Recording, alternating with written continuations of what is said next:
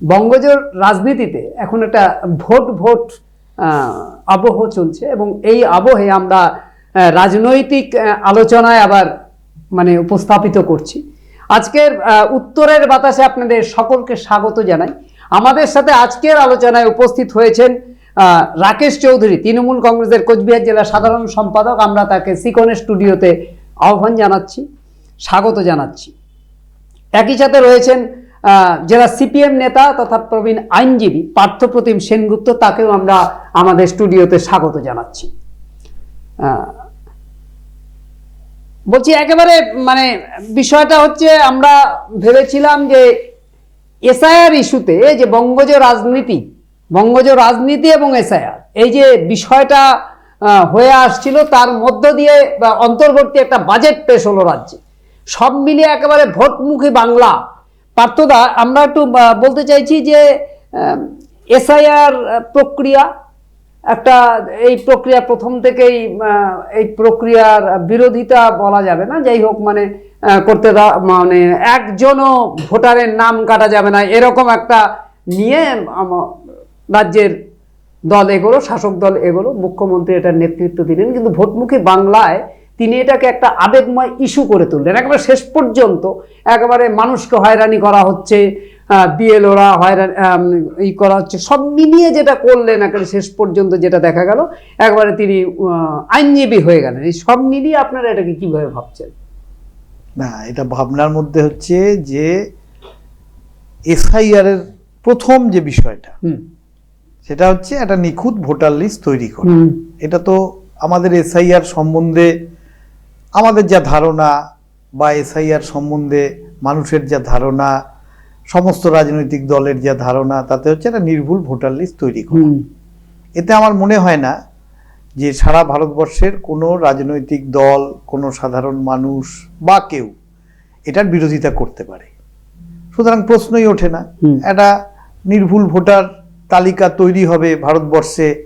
এটা তো একজন গণতন্ত্র প্রিয় সাধারণ মানুষ হিসাবে আমরা সকলেই চাই। এটা নিয়ে তো কোনো বিরোধিতার কোনো প্রশ্ন নেই, এবং আজ অব্দি কেউ এই প্রশ্নের বিরোধী আছে বলেও আমার মনে হয় না। যাই হোক, এখন প্রশ্নটা হচ্ছে হয়রানি। এই হয়রানির প্রশ্নে এটা হয়তো কোনো রাজনৈতিক দলের সাথে সে ব্যক্তিগতভাবে আমার মত বা আমার রাজনীতির মত সে মিলতেও পারে। হয়রানিটা চরমে, এটা অস্বীকার করার কোনো জায়গা নেই। কারণ মানে আমি অন্য কথা বাদ দিলাম, আমি আমার নিজের কথা বলি। সেটা হচ্ছে যে আমার মেয়েকে নোটিশ পাঠানো হলো। কি নোটিশ পাঠানো হলো? যে কিছু জানি না নোটিশ কি পাঠানো হলো, আমি তো আর কিছু জানি না। একটা নোটিশ আসলো, দেখলাম তার মধ্যে লেখা আছে আইদার আপনার নাম ভুল অথবা আপনার বাবার নামের ভুল আছে বলে একটা নোটিশ, ছাপানো নোটিশ।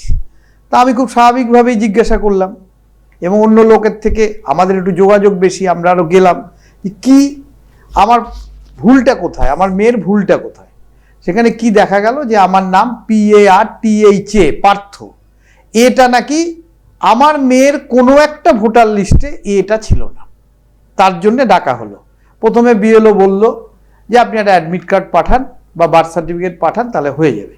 অ্যাডমিট কার্ড পাঠালো, এবং অ্যাডমিট কার্ডের পরে আবার নোটিশ আসলো যে না, আপনাকে পার্সোনালি উপস্থিত রাখতে হবে। আমার মেয়ে কলকাতায় চাকরি করে। স্বাভাবিকভাবেই আমি প্রশ্ন করলাম যে তাহলে আসতে হবে কিনা। বললো না, আসতেই হবে। যদি রাজ্যের বাইরে থাকে তাহলে একটা ছাড় আছে, কিন্তু রাজ্যের ভিতরে থাকলে কোনো ছাড় নেই।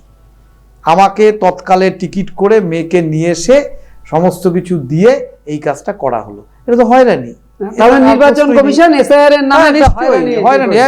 এটা নিয়ে এটা তৃণমূলের সাথে আমার মিল হলো না কার সাথে মিল হলো সেটা প্রশ্ন। রাকেশবাবু, একটা প্রশ্ন আসছে যে বিষয়টা, সেটা হচ্ছে আপনারা কি মনে করেন যে এই যে এসআইআর প্রক্রিয়া হলো আর কি গোটা বিষয়টা, সেই বিষয়টার মধ্যে কেন্দ্রীয় সরকারের কোনো হস্তক্ষেপ এবং তার কোনো ইচ্ছা বা অনিচ্ছা ছিল? আমরা আমাদের দলনেত্রী, আমাদের নেতা অভিষেক বন্দ্যোপাধ্যায় প্রথম থেকে বলে আসছে যে এটা প্রথম দিন থেকে চক্রান্ত হচ্ছে। যে সমস্ত রাজ্যগুলির মধ্যে এসআইআর প্রক্রিয়া চালু হলো, একসাথে নির্বাচন হবে, অসম, বাংলা, পন্ডিচেরি, তামিলনাড়ু, এই রাজ্যগুলোতে অথচ আসামে যদি বলছে বাংলায় রোহিঙ্গারা ঢুকে আছে, বাংলার ভোটার লিস্টে রোহিঙ্গারা ঢুকে আছে, রোহিঙ্গাদেরকে বাদ দিতে হবে ভোটার লিস্ট। এটা তো বিজেপি বলছে, এটা তো নির্বাচন কমিশন বলছে। নির্বাচন কমিশন বলেনি, বিজেপির কথা। বিজেপি নির্বাচন কমিশন এখন পারিপার্শ্বিক হয়ে গেছে, তাদের দুজনের বক্তব্য সমান হয়েছে। বিজেপি যা কথা বলছে, নির্বাচন কমিশন পরের দিন সেই কাজটাই করছে, আমরা দেখছি।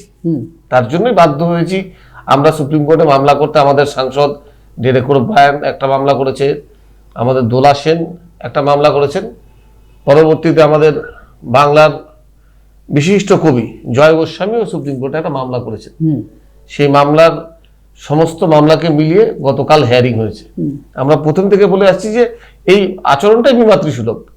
আসামে কেন এই এসআইআর প্রক্রিয়ার মধ্যে আসামকে আনা হলো না, আমাদের প্রশ্ন এই জায়গাটা। সেখানে বাংলা যেখানে বাংলাদেশের বর্ডার বাংলায় আছে, একইভাবে আসাম সীমান্তবর্তী জায়গা পুরোটাই বাংলাদেশের বর্ডার। সেখানে তো অন্য একটা প্রক্রিয়া হয়েছে। সেই প্রক্রিয়া হয়েছে, এমনকি কোথাও বলা আছে যে এনআরসি হলে এসআইআর করা যাবে না? সেই প্রক্রিয়াটাও যেটা হয়েছে এনআরসি, সেই প্রক্রিয়াটাও অনেকদিন আগে হয়েছে। ভোটার লিস্ট যদি নির্ভুল, যারা মৃত ভোটার তাদেরকে বাদ দিতে হয়, শিফটেড ভোটার কোথাও চলে গেছে, শিফট হয়ে গেছে, তাদেরকে বাদ দিতে হয়, তাহলে তো আসামকেও বাদ দিতে হবে, পশ্চিমবাংলাকেও বাদ দিতে হবে, তামিলনাড়ুকেও বাদ দিতে হবে।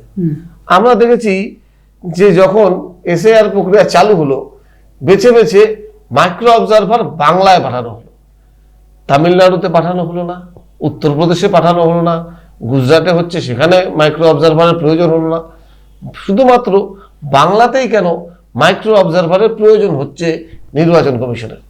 এই প্রশ্নগুলো বাংলার মানুষকে এবং বাংলায় যারা রাজনৈতিক চর্চা করেন তাদের প্রত্যেকটা মানুষকে কুড়ে কুড়ে খাচ্ছে।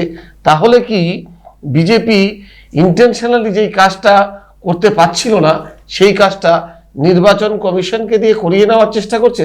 পার্থদা যেটা বলছিলেন যে পার্থদার মেয়েকে হয়রানি করা হয়েছে, নিজের মেয়েকে। আমি এরকম জানি বহু ছেলে মেয়ে, কুচবিহারের ছেলে মেয়ে, তাদের শিক্ষার সূত্রে হোক, কর্মের সূত্রে হোক, পশ্চিমবঙ্গ কলকাতায় থাকেন বা অন্য রাজ্যে থাকেন, কেউ কেউ বিদেশেও থাকেন, অনেক আছে বিদেশে থাকেন, তাদেরকেও হিয়ারিং এ বলছে কুচবিহারে আসতে হবে 7 দিনের একটা নোটিশে। এটা সম্ভব? আমি এসডিও অফিসে কয়েকদিন গিয়েছিলাম, আমাদের বার লাইব্রেরি এসডিও অফিসের কাছাকাছি খুব। আমরা সেখানে কয়েকজন অভিভাবক এসছেন, কারো ছেলে লন্ডনে থাকেন, কারো ছেলে ইউএসএ থাকেন, তারা বলছেন এই 7 দিনের নোটিশে আমরা কি করে আনবো? একটা অনলাইন হিয়ারিং এর সুযোগ তাদের করে দেওয়া হোক। তারা এখানে যারা ঊর্ধ্বতন কর্তৃপক্ষ আছে, প্রত্যেকে নির্বাচন কমিশনের যারা প্রতিনিধি আছেন, প্রত্যেকের কাছে আবেদন করেছেন, রিটেন অ্যাপ্লিকেশন দিয়েছেন যে তাদের একটা অনলাইন হিয়ারিং এর সুযোগ দেওয়া হোক।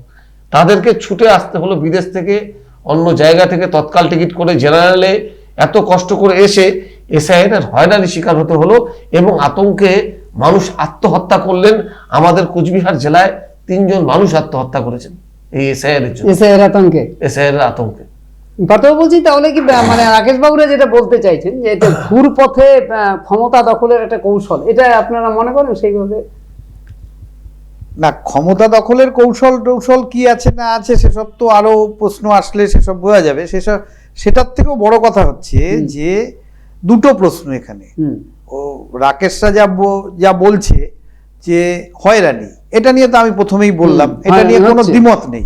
হয়রানি, আমরাও ডেপুটেশন দিচ্ছি, নানান কিছু করছি, কিন্তু অদ্ভুত বিষয় এটার সাথে যেহেতু মানে আমরা যেটা দেখতে পাচ্ছি সেটা হচ্ছে বহু জায়গায় যে তৃণমূল বিরোধিতা করছে, ঠিক আছে, হয়রানির বিরোধিতা যদি করে থাকে করছে।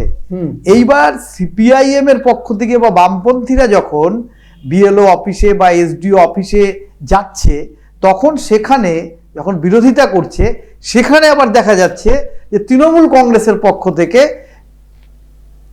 মানে সিপিআইএম বা বামপন্থীরা যখন বিএলও অফিসে বা এসডিও অফিসে যাচ্ছে, তখন সেইখানে সেই বিরোধিতা সেখানে তৃণমূল করছে, যে সিপিআইএম বিরোধিতা করতে পারবে না, মানে বিরোধিতাটা ওরাই করবে। এটা হচ্ছে ওদের লোকাল হোক কি বাইরে হোক, যা হোক, এই ঘটনা ঘটছে। তা এইবার প্রশ্ন হলো যে দুটো রাজনৈতিক দল নীতিগত অবস্থান থেকে দূরে থাকতে পারে, কিন্তু কোনো বিষয়ে, হয়রানির বিষয়ে বা কোনো একটা বিষয়ে, সেটা যদি একসাথে বলতে ওরা প্রতিবাদ করলো, মানে আপনারা এখন চাইছেন যে নীতিগতভাবে তৃণমূল আর সিপিএম কাছাকাছি আসুক এই ইস্যুতে?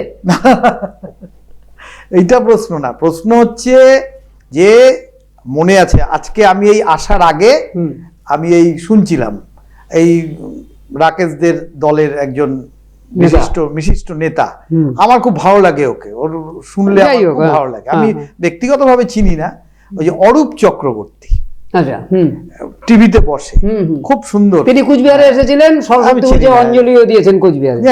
আমি চিনি না, ওখানেই দেখলাম।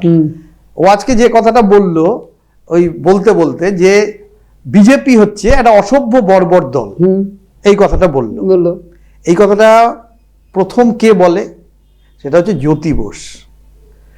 জ্যোতি বসুই প্রথম বলেছিল যে এই দল হচ্ছে একটা অসভ্য বর্বর দল, এবং যাকে তৃণমূল কংগ্রেস এইখানে প্রতিষ্ঠা করলো, এই কথাটা জ্যোতিবাবু বলেছিল খুব স্বাভাবিকভাবেই। সুতরাং বিজেপি সম্বন্ধে কোনো রকম কোনো বিষয় নেই, তারা তাদের যা প্রক্রিয়া যা করার সবকিছু করছে, এবং তৃণমূলের বিরোধিতাটা হচ্ছে একটা লোকের মধ্যে এটাকে নিয়ে যাও, এবং যে বাইনারি এখন তো শোনেন এই ভাষাটা, বাইনারি না, আপনাদের ভাষা তো সেটিং তত্ত্ব, তারপরে বাইনারি তো 100%, সে আরো আসুক, সব আমরা বলে দেব না। কিন্তু প্রশ্নটা হচ্ছে যখন উঠলো এই যে এসআইআর বিষয়টা, এসআইআর এ আমরা কি চাই খুব পরিষ্কার, সিপিআইএম বামপন্থীরা কি চায়, নির্ভুল ভোটার লিস্ট তৈরি হোক, কিন্তু মানুষের হয়রানি বন্ধ হোক, মানুষের হয়রানি বন্ধ হোক। এই যে 60 লাখ চলে গেল নাম ভুল, এই 60 লাখ নামের মধ্যে খুব বেশি কিন্তু এর মধ্যে মৃত ভোটার, ওই চলে যাওয়া ভোটার, এই সমস্ত বিষয়গুলো, এটা হোক, অসুবিধার কিছু নেই তো, কোনো অসুবিধা নেই। যে বানানের ক্ষেত্রে হয়তো ভুল বা এই যে এগুলো তো এটাকে আমরা এটাকে হয়তো হয়রানি মনে করছি, কিন্তু নির্বাচন কমিশন কি সেটা হয়রানি মনে করছেন? মনে করছেন না বলেই তো, মনে করছেন না বলেই তো নোটিশ করছেন, মানুষের হয়রানি হচ্ছে। এটাই তো আমরা কালকে সুপ্রিম কোর্টে বলতে চাই, সুপ্রিম কোর্টে এটি মমতা বন্দ্যোপাধ্যায় কি বলেছে, এই যে লজিক্যাল ডিসক্রিমিনেশন নামে যা করা হচ্ছে, আমরা রয় লিখি, RAY লিখি, RY লিখি, দত্ত DUTTA লিখি, DATTA লিখি। আমাদের এখানে আগে গঙ্গোপাধ্যায়, গাঙ্গুলি গঙ্গোপাধ্যায় ছিলেন, মুখার্জি মুখোপাধ্যায় ছিলেন, ব্যানার্জি বন্দ্যোপাধ্যায় ছিলেন। এখনো বহু মানুষ, আমরা প্রণব মুখোপাধ্যায় আমাদের বাংলা থেকে রাষ্ট্রপতি ছিলেন, আমরা মুখোপাধ্যায় বলি, কোন জায়গায় মুখার্জিও লেখা হয়। এই জিনিসগুলো একটা বাঙালি অফিসার যত দক্ষভাবে এটা সমাধান করতে পারবেন, একজন অবাঙালি তো বাঙালি কৃষ্টি কালচার জানে না, তিনি কি করে সেটা বুঝবেন যে মুখোপাধ্যায় আর মুখার্জি এক? কি করে বুঝবেন গঙ্গোপাধ্যায় গাঙ্গুলি এক? দত্ত DUTTA হয়, DATTA হয়, এটা বোঝার বোধগম্য ক্ষমতা ওই বাইরে থেকে আসা মানুষদের নেই। তাই আমরা বলেছিলাম এই যে যারা এমও হিসাবে আসছে, মাইক্রো অবজারভার হিসাবে, সেগুলো বাঙালি লোককে দেওয়া হোক, বাঙালি লোকরা অতি সহজে এই জায়গাগুলো উপশম করতে পারবেন এবং মানুষের হয়রানিটা কম হবে। আমরা বারবার বলেছি বাংলাকে শুধুমাত্র টার্গেট করা হচ্ছে, বাংলার থেকে কত বেশি মানুষের নামকে বাদ দেওয়া যায়। মানে বাদ দিয়ে কি করবে তারা? ভোটে ক্ষমতায় আসবে নাকি? বাদ দিয়ে যে কোনো মূল্যে বাংলার ক্ষমতায় তাদের আসতে হবে। বাঙালির মতন প্রতিবাদী জাতি, বাংলা পথ দেখিয়েছে বাংলার স্বাধীনতা আন্দোলনে, বাংলা পথ দেখিয়েছে, পথ দেখাচ্ছে গোটা ভারতবর্ষকে। আজকের দিনে বিজেপি বিরোধী একটা বড় শক্তি, একটা লড়াইয়ের মানসিকতা নিয়ে যদি ভারতবর্ষে কেউ চলে থাকেন, তার নাম মমতা বন্দ্যোপাধ্যায়। তিনি গতকাল সেটা প্রতিষ্ঠা করেছেন যে ভারতবর্ষে এত এত রাজনৈতিক দল এসআইআর এর বিরোধিতা করেছে। আমরা বিহার নির্বাচনে দেখেছি, সমাজবাদী পার্টিকে দেখেছি, আরজেডিকে দেখেছি, তামিলনাড়ুতে ডিএমকে কে দেখছি, কিন্তু কেউ সাহস করেনি সুপ্রিম কোর্টে গিয়ে মামলা করে প্রধান বিচারপতির সামনে দাঁড়িয়ে তার যে কথাগুলো, বাংলার মানুষের যে কথাগুলো, বাংলার মানুষের যে বেদনাগুলো, সেগুলো বিচারপতির সামনে রাখবার সেই কথা মমতা বন্দ্যোপাধ্যায় গতকাল তুলে ধরেছেন। এনডিএর এক সময়ের শরিক, এখন নাকি তিনি মানে বিজেপির সবচেয়ে বড় মানে বিরোধী আর কি দাবি করছে, তৃণমূল দাবি করছে। এটাকে এটা হচ্ছে যে কেজরিওয়াল, তার বিরুদ্ধে অভিযোগ কি 100 কোটি টাকার নাকি একটা কি দুর্নীতি কি সমস্ত ইয়েতে হয়েছিল, তাকে অ্যারেস্ট করলো। মানে আমি অন্তত কোনোদিন দেখিনি দিল্লিতে যে নাটকটা হলো, দিল্লিতে নাটকটা, এবং সুপ্রিম কোর্ট অব্দি আমি নাটক বলছি, এই যে নাটকটা এই যে মমতা হলো, বন্দ্যোপাধ্যায় কালকে যেটা এই যে নাটকটা, এই নাটক আমি তো বললাম এটাকে আপনারা নাটক এটা পরিষ্কার একটা নাটক, পার্থবাবুরা এবং নাটক সেটা দেখবেন, নাটক করবেন, এই যে এটা নাটক শেষ হয়ে যাবে, যে মমতা বন্দ্যোপাধ্যায় এইটা ভারতবর্ষের নাটক মানুষের হৃদয়ে দেখতে পাচ্ছে, হৃদয়ে জায়গা করে নিয়েছে গতকাল। এইটা নাটক যে বঙ্গভবনের সামনে রাত্রি সেটা দেখাচ্ছে টিভিতে, যে এই যে থানায় দাঁড়িয়ে আছে 22 জন, 2 জন ইন্সপেক্টর, 1 জন ডিএসপি, আরো সব পুলিশ নিয়ে বঙ্গভবন রক্ষা করার জন্য কলকাতা থেকে পুলিশ পাঠানো হচ্ছে। দিল্লি পুলিশ যদি মনে করে, দিল্লি পুলিশ যদি মনে করত মমতা ব্যানার্জি ওইভাবে দিল্লি পুলিশের সামনে কথা বলছেন, মমতা ব্যানার্জি ওই ভিতরে ঢুকে ওখানে চলে গেছেন, এটা যদি অন্য কোন রাজ্যের মুখ্যমন্ত্রী হতো বিরোধী, তাকে ওইখান থেকে অ্যারেস্ট করতো। একটা বিষয় এটা কি করা যায়? সংসদীয় গণতন্ত্রে একটা রাজ্যের মুখ্যমন্ত্রী সে যদি আইন ভঙ্গ করে, সে যদি আইন ভঙ্গ করে, আইনে কোথায় দেশের পার্লামেন্ট যেখানে, আরে ও যেখানে এরকম আছে কোথাও আইন করতে পারে না, যেখানে করা যায়, এটা হাস্যকর আছে। পার্থদা আপনার মুখ থেকে না হাস্যকর লাগছে এই মন্তব্য, যেটা হচ্ছে একটা মানে কি বাঙালির রক্তে কিছুটা নেতাজি সুভাষের পরেও যে দিল্লি চলো একটা ব্যাপার থাকে, এটা প্রতিবাদী মুখ মনে হয়, মানে আপনারা কেউ সেটিং করে দিল্লি চলো, আর কেউ হচ্ছে সুভাষচন্দ্র বোসের দিল্লি চলো, এই আকাশ পাতাল তফাৎ। মমতা বন্দ্যোপাধ্যায় যেভাবে এসআইআর এর বিরুদ্ধে লড়াইটা দিলেন দিল্লিতে গিয়ে, এবং তারপরে যা যা করলেন এবং আইনজীবী হিসেবে কি মনে হয় তিনি তো এগুলো পারেন নাকি? মানে আমি আমার প্রায় ও আইনজীবী, আমার 37-38 বছরের প্র্যাকটিস, আমি কোনোদিন দেখিনি যে এরকম ভাবে গিয়ে সুপ্রিম, আমার জানা নেই, এই আইন জানা নেই যে উনি ওইখানে কি হিসাবে গেলেন।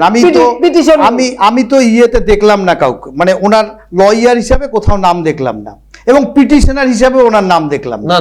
কালকে মমতা বন্দ্যোপাধ্যায় আমাদের নেত্রী পরিষ্কার করেছেন তিনি বাংলার মানুষের হয়ে, বাংলার মানুষের এরকম ভাবে কথা বলা যায় সুপ্রিম কোর্টের ভেতরে, যার জন্য শেষ অবধি মহামান্য সুপ্রিম কোর্ট বলতে বাধ্য হলেন যে আপনার কাছে আপনার যারা করছে তারা অনেক দক্ষ আইনজীবী, আপনি তাদের দিয়ে বলান, এই জায়গায় ওনাকে চুপ করালেন।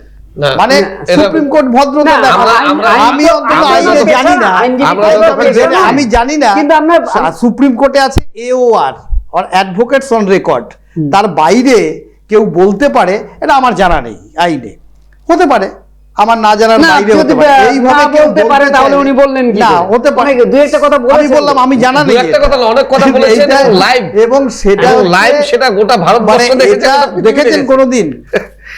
100 বছরে কোনোদিন দেখেছেন এরকম বলা? আর সেটা মোদি বাড়িতে বসে বসে শুনলেন। এই যে মমতা বন্দ্যোপাধ্যায় ভোটের আগে একটা আবেগ তৈরি করলেন গোটা বাঙালি জাতির কাছে, এটাই কি ভোটমুখী এসআইআর ইত্যাদি ইত্যাদি, এটাই কি মানে ওই যে যেভাবে উনি আবেগ তৈরি করেন প্রত্যেকটা বিলে, প্রত্যেকটা লোকসভায় যখন বিল আসে উনি তখন বিরোধিতা করে ওয়াক আউট করেন, ওই ঠিক একই রকম বিলগুলোতে উনি বিরোধিতা করে ওয়াক আউট করেন। ওয়াক আউট বোঝেন তো? 10 জন যদি থাকে, যদি ওয়াক আউট করে, তাহলে ওয়াক আউট করলে হয়ে যায়, ওটা 2 জন ওয়াক আউট করলো, তাহলে 8 হয়ে গেল, তাহলে 10 থাকলে 6 লাগে, আর 8 থাকলে 5 লাগে বিল পাস করাতে। এই হচ্ছে নাটক, এই হচ্ছে একটা কথা বলছি, প্রথমে আগে পার্থবাবুর সেটিং এর তথ্যটাকে শেষ করে নি। এই সেটিং বলতে বলতে গত 2016 সালে ভোট ট্রান্সফার করেছেন বিজেপিকে, 2021 সালে তো ব্যাপকভাবে যৌথ আন্দোলন চাইছে এখন আপনাদের সাথে, ব্যাপকভাবে ট্রান্সফার করে নিজে। না এটা ভুল কথা, যৌথ আন্দোলন চাইছে, এটা একটা সিট বাংলায় পায়নি, পুরো ভোট শিফট করে দিয়েছে। তার জন্যই যখন বিরোধিতা করতে যাচ্ছে, বাংলার মানুষ খুব ভালো বোঝে সিপিএম এর সাথে বিজেপি কি রকম বোঝাপড়ার মাধ্যমে আছে। এসআইআর শুধু তো আপনারা কাছাকাছি না, আমরা তো বলেছি যারা জনগণকে সমস্যায় ফেলবে সেই ডাকে যদি কেউ এগিয়ে আসে, আমরা তো তাদেরকে সাদর আমন্ত্রণ জানাই, আসুক, সবাই আসুক এগিয়ে। না এটা তো সবাই তো বলছে, ভারতবর্ষের মানুষ বলছে এসআইআর মানুষকে হয়রানি করা, হয়রানির বিরুদ্ধে যারা, তাদের হয়রানি তো আমরাও, একটা নামও বাদ যাবে না, একই এসব কথা বলছে শুভেন্দু তো। অধিকারী CPM যা বলছে তৃণমূল- শুভেন্দু অধিকারীর ওই সব এটা- এটা রোহিঙ্গা প্রথম- মোহিঙ্গা এটা এই প্রথম সমস্ত দিন আমরা থেকে- বিরোধিতা করি। এটা প্রথম দিন থেকে জোর গলায় বলছেন না কেন? আপনারা সুপ্রিম কোর্টে যাচ্ছেন না কেন? কে এই বলেছে? প্রশ্নগুলো তো মানুষ আপনাদের কাছে রাখবে। আপনারা কি করেছেন সুপ্রিম কোর্টে গিয়ে একটা মানুষের সরকারে যুক্তিটা কোনো আনতে পারেননি? মানে উনি বারবার যখন বলেছে একদিকে যে এই- বিএলএ একদিকে এই টুরা কথা, আর একদিকে নাগপুর, আরেকদিকে নাগপুর। সুপ্রিম কোর্ট অর্ডার করেছে বিএলএ টুরা হিয়ারিং এর জায়গায় থাকতে পারবে। সুপ্রিম কোর্টের অর্ডারকে ভায়োলেট করা হচ্ছে, সুপ্রিম কোর্টের অর্ডারকে মানা হচ্ছে না। সুপ্রিম কোর্ট বলেছে যে তাদের logical যখন আমাদের discrepancy- পক্ষ থেকে যাচ্ছে লজিক্যাল তখন ডিসক্রিপেন্সি তাদেরকে তালিকা প্রকাশ করতে হবে, আক্রমণ করা হচ্ছে সেই সমস্ত মিউনিসিপ্যালিটি জায়গায়। এলাকায় মানে আমরাই বিরোধী, আমরাই বিরোধিতা করব, আর কেউ না। এই দুটো দল থাকবে, সেই প্রকাশ করতে পারছে না। দুটো দল তাহলে থাকবে, তো আর কেউ বোঝা থাকবে যাচ্ছে না। যে যখন সুপ্রিম কোর্টের কথাও তারা মানছে না, তাহলে এত গণতন্ত্র প্রিয় যখন সিপিএম, তারা কেন গণতন্ত্রের দরজা খটখটাচ্ছে না সুপ্রিম কোর্টে গিয়ে এই কথাগুলো বলছে না? আপনারা প্রথম দিকে একেবারে ভোটমুখী বাংলায় মানে বিজেপি যেমন এসআইআরটাকে একটা ইস্যু করেছিল, প্রথমটা চিৎকার চেঁচামেচি করার পর আপনারা হাইজ্যাক করলেন এই এসআইআর ইস্যু। প্রথম পর্বে এই ইস্যুটা কিন্তু তেমন ভাবে প্রভাব ফেললো না। সংশোধনীতে যখন আসছে তখন আপনারা গেল একটা রব তুলছে। না না, গেল রব আমরা তুলছি না। আমরা তো বলছি নির্ভুল ভোটার তালিকা হোক, এসআইআর প্রক্রিয়া সম্পূর্ণ হোক, কিন্তু এসআইআর প্রক্রিয়া সম্পূর্ণ হওয়ার জন্য 2002 সালে এসআইআর প্রক্রিয়া হয়েছে। তার জন্য তো 2002 সালকে স্বাভাবিকভাবে হয়েছে। 2002 সালকে লাস্ট মান্যতা দেওয়া হয়েছে। মান্যতা দেওয়া হয়েছে। হ্যাঁ। কিন্তু 2002 সালে যখন হয়েছে, আমরাও 2002 সালে, আমি নিজেও ভোটার ছিলাম, পার্থবাবু ছিলেন, আপনিও ছিলেন, তখন বাম আমল তখন ছিল। কিন্তু এত হইচই এত সমস্যা মানুষের হয়নি। চুপে সারে অনেক দিন ধরে এই প্রক্রিয়াটা হয়েছে। এই প্রক্রিয়াটাকে আমরা বলছি তড়িঘড়ি করার চেষ্টা করা হচ্ছে ক্ষমতা দখল করবার জন্য। না, এই তড়িঘড়ি নয়, এই পাশাপাশি- প্রক্রিয়াটা চলুক, কিন্তু প্রক্রিয়াটা সঠিকভাবে চলুক, সময় নিয়ে না, চলুক। আপনাদের এক অভিন্ন দাবি 25 জনের ভোটার লিস্টটাকে মান্যতা দেওয়া। আমরা এখন বলেছি যে সামনের যে নির্বাচন, সেই নির্বাচনে 2025 সালের যে ভোটার তালিকা, সেই ভোটার তালিকার উপরে নির্বাচন হোক, মানে এসআইআর প্রক্রিয়া চলুক। এসআইআর প্রক্রিয়াতে আমরা বাধা দান করছি না, তাহলে তো কিন্তু 26-এর নির্বাচনটা কেটে গেল আপনাদের। এই ভোটার তালিকার উপরে তো ভোট করে 2024 সালে নরেন্দ্র মোদী ক্ষমতায় এসেছে। এই ভোট ভোট দিয়ে তো নরেন্দ্র মোদী ক্ষমতায়। পশ্চিমবাংলায় তো তার কিছু বিজেপি সাংসদ জিততে জিতেছে, পারে, হ্যাঁ, সেখান থেকে তো সাংসদ জিতেছে, হ্যাঁ। বিজেপি একটা পার্সেন্টেজ ভোট তো পেয়েছে। হ্যাঁ। তাহলে কেন বলছেন 2024 সালে যে ভোটার তালিকায় ভোট হয়েছে, 2025 সালে যে ভোটার তালিকা, সেই তালিকায় ভোট হোক। 2026 সালে সুন্দরভাবে সময় নিয়ে এসআইআর প্রক্রিয়া হোক। বিজেপির একটা অভিযোগ আছে যে মানে আপনারা এটাকে চাইছেন এই কারণে যে পুরনো ভোটার লিস্টের যে মানে গরমিলটা আছে সেটাকে কাজে লাগিয়ে একটা আবার আপনারাও মানে অন্য পথে ক্ষমতায় আসতে চাই। না, আমরা তো বলছি মৃত ভোটার বাদ যাক, মৃত ভোটার বাদ যাক, শিফটেড ভোটার বাদ যাক, কিন্তু লজিক্যাল ডিসক্রিপেন্সি আর আনম্যাপটের নামে কোটি কোটি ভোটারকে বাদ দেওয়ার যে প্রচেষ্টা চলছে সেটা বন্ধ হোক। মানে এখন হচ্ছে এসআইআর ইস্যুর পাশাপাশি আমরা দেখলাম এই ভোটমুখী রাজ্যে একটা অন্তর্বর্তী বাজেট পেশ হয়েছে। বাজেট এখনো সবটা দেখার না না, সুযোগ সবটা হয়নি, কারোরই দেখা এখনো হয়নি। সুযোগ হয়নি। যতটুকুন দেখলাম হুম। কি হলো, সিভিক পুলিশের 1000 টাকা মাইনে হ্যাঁ, পেয়েছে, হ্যাঁ। কি বলে লক্ষ্মীর ভান্ডার দান ধ্যান 500 পূর্ণ টাকা। কাজে একেবারে মন। একেবারে দান ধ্যান পূর্ণ। হুম। একটা গত শুধু এই না, 11 সাল থেকে, আমি বাজেট বাদ দিলাম, 11 সাল থেকে আজ অব্দি ওই রাকেশ বলুক যে কটা শিল্প পশ্চিমবঙ্গে হয়েছে, কটা শিল্প, আমি বলছি শূন্য, আমি বললাম শূন্য।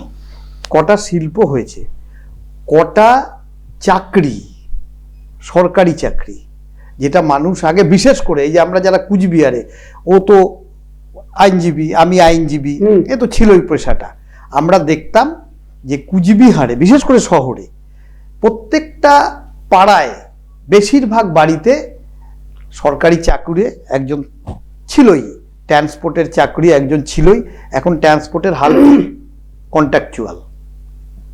হ্যাঁ, সেটা সর্বক্ষেত্রেই। তারপরে ডিএম অফিস গত 15 বছর 20 বছরে রিক্রুটমেন্ট নেই, এই তো রিক্রুটমেন্ট নেই। তাহলে স্থায়ী কোনো বাজেটটা কি হলো, তাহলে বাজেটে কোনো স্থায়ী বিষয় নেই, এটা বলা হচ্ছে। মানে পার্থবাবুরা যেটা বলছেন যে কর্মসংস্থান নেই, কর্মসংস্থান রাজ্য সরকার যখনই কর্মসংস্থানের দিকে এগোচ্ছে, একটা এসএসসি করতে যাচ্ছে, প্রাইমারিতে টিচার নিতে যাচ্ছে, হ্যাঁ, তখনই দুর্নীতি কোনো হয়ে কলেজে যাচ্ছে যে টিচার এটা যে যাচ্ছে। অভিযোগ উঠছে। আর পার্থদার সাথে খুব সুসম্পর্ক বিকাশ রঞ্জন ভট্টাচার্যের। বিকাশ বাবু গিয়ে সুপ্রিম কোর্টে মামলা করে দিচ্ছেন, একটা নিয়োগ প্রক্রিয়া রাজ্য সরকার সম্পূর্ণ করতে না, এটা পারছে তো- না। নিয়োগ প্রক্রিয়ায় দুর্নীতির অভিযোগ আছে। নিয়োগ প্রক্রিয়ায় দুর্নীতির অভিযোগ আছে, দুর্নীতি হতে পারে, যারা দুর্নীতি করছে তাদের শাস্তি হয়েছে, তাদের আগামী দিনেও যদি কেউ করে থাকে, আগামী দিনেও করবে, তাদেরও শাস্তি হবে। সেখানে ভারতবর্ষের আইন ব্যবস্থা আছে, আইন ব্যবস্থা তাদেরকে যেভাবে পানিশমেন্ট হয় সেই পানিশমেন্ট তাদেরকে দেবে। কিন্তু বিকাশ বাবুর উদ্দেশ্যটাই এটা, যাতে চাকরি রাজ্য বন্ধ সরকার করে কোনো দেওয়া। নিয়োগ করতে না না, পারে, উনি সেটাকে উনি স্তব্ধ করছেন করতে না, হবে। এটাই হচ্ছে ওনার উনি- টার্গেট। উনি এসআইআর নিয়ে এটাই করছেন। এসআইআর নিয়ে যেভাবে একেবারে সুপ্রিম কোর্টে মুভ করলেন, তা উনিকে এসএসসির চাকরি নিয়ে গেলেন না কেন কোর্টে?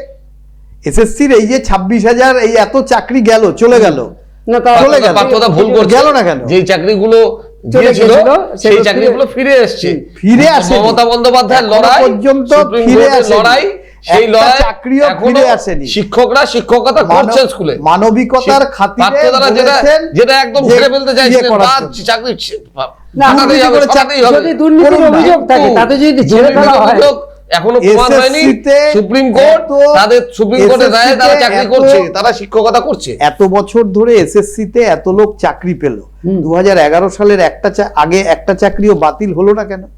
তার মানে দুর্নীতি ছিল না, ছিল না। আর 11-র পরে যে 71টা চাকরি যা হয়েছে, 16-র যা হিসাব, তাতে পুরোটাই দুর্নীতি যুক্ত। এখন কোনটা বাছাবাছি হেনা তেনা সেটা তো সমস্যাটা কাকড় বাছা, কোথায়? সেটা অন্য আমরা- কথা। সমস্যাটা আমরা যখন কোনটা? যুবক বয়সী, সে সময় সিপিএম মধ্য গগনে, তা তখন কি পার্থবাবুরা কংগ্রেস ছিল ক্ষমতায়, না? বিরোধী ছিল না? পার্থবাবুরা ক্ষমতায়।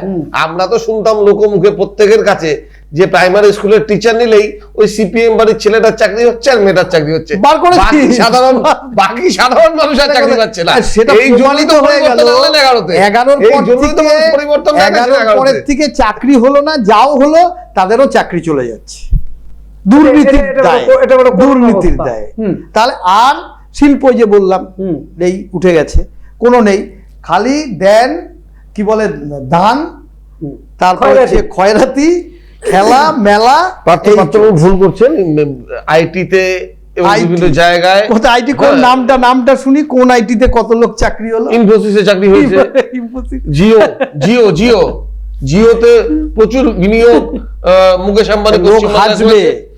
এসব লোক এই- হাসবে, এই এসব কথা- এই শুনলে, কথা- এই কথাগুলো বলে এসব লোক পার্থবাবুরা শুনলে, হাসবেন। আরে বলুন না, কিন্তু যারা- এই যে এ- অনুদান নির্ভরতা মানে রাজ্যটাকে কি অনেকটাই মানে দুর্বল করে দিচ্ছে না? না, মহিলাদেরকে শক্তিশালী করার জন্য, কি কারণে? তাকে গ্রামীণ- স্বনির্ভর না করে তাকে গ্রাম্য অর্থনীতিকে আরো মজবুত করার জন্য কিন্তু তো অন্যভাবে মহিলাদের করা হাতে রোজগারের টাকা পৌঁছে দেওয়া হচ্ছে, তাতে গ্রাম্য অর্থনীতি শক্তিশালী হচ্ছে। আর যেই মেয়েটা, যেই মহিলাটা মমতা পাচ্ছে, বন্দ্যোপাধ্যায়ের তার কথা না। ছেলেটার ভবিষ্যতে যারা বড় বড় জীবনে চাকরি হবে। বড় বড় অর্থনীতিবিদ কিচ্ছু হবে না। তারা বলছেন, তারা কোনো- আজকে বাজেটে সব থেকে বড় ঘোষণা যেটা, লক্ষ্মীর ভান্ডারে না বৃদ্ধি। না লক্ষ্মীর ভান্ডার যুব- হতে পারে, যুব 21 বছর থেকে 40 বছর অবধি যারা যুব মাধ্যমিক পাশ করেছেন, তাদের প্রেরণা দেওয়ার জন্য, তারা যাতে এগুলো ভালো কোচিং সব নিতে পারেন, হচ্ছে- ভালো কোচিং নিতে পারেন, ভালো জায়গায় কম্পিটিটিভ এক্সামে যেতে পারেন, তার জন্য কিন্তু চাকরি হবে না তাদের। 1500 টাকা কোচিং এই যে- নেবে। তাদেরকে এই যে দেওয়া হবে। এতগুলো- জায়গা নেই। এতগুলো স্ত্রী, হ্যাঁ, শ্রী, এত শ্রী। শ্রীতে শ্রী একেবারে। হ্যাঁ, এটা কি বলছেন না এটা উন্নয়ন নয়? মানে মানুষের কোমর ভাঙা, কোমর ভাঙার জন্য যা যা করা দরকার একটা মানুষের, এই সরকার তাই করছে।